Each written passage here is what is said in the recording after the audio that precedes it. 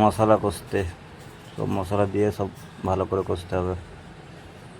চাল সেদ্ধ হচ্ছে, বিরিয়ানি সব ভেজে আলাদা করে রাখা আছে। পনির, দই নিয়ে একটু দইটাকে মিক্সার মেশিনে দিয়ে ভালো করে ঘুরিয়ে নিতে হবে। তারপর ওই মশলাটার মধ্যে একটু বিরিয়ানি মশলা দিয়ে ঘেটে তারপর বেরেস্তা একটু দিতে হবে। তারপর ভালো করে নেড়ে নিতে হবে। তারপর দইটাকে দিয়ে দিতে হবে, একটু জল মিশিয়ে দইটাকে আবার দিয়ে দিতে হবে। তারপর ভালো করে নেড়ে গ্রেভিটাকে রেডি করতে হবে। চালের মধ্যে একটু নুন দিয়ে দিলাম টেস্টের জন্য উপর থেকে।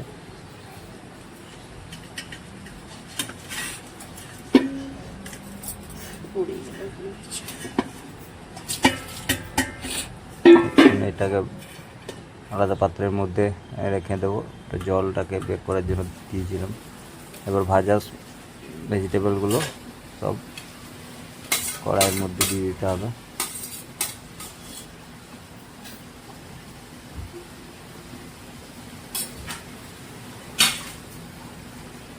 পনিরগুলো দিয়ে দিতে হবে।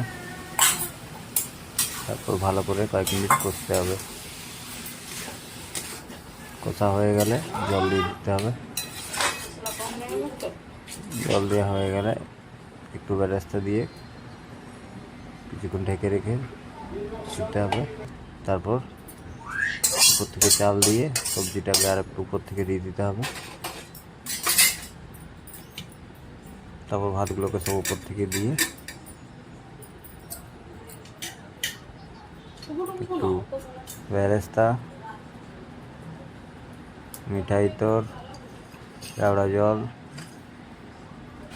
দই, জল সব দিয়ে একটু বিরিয়ানি মশলা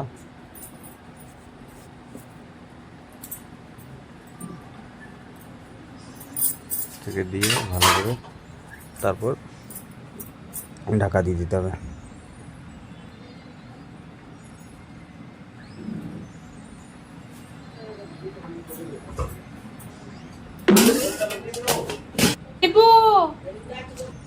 পনেরো 20 মিনিট পর স্টিম হয়ে গেলে তুলে নিতে হবে।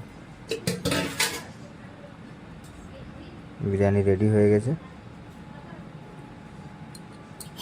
নিচ থেকে উপরের দিকে বিরিয়ানিটাকে ভেঙে নিতে হবে।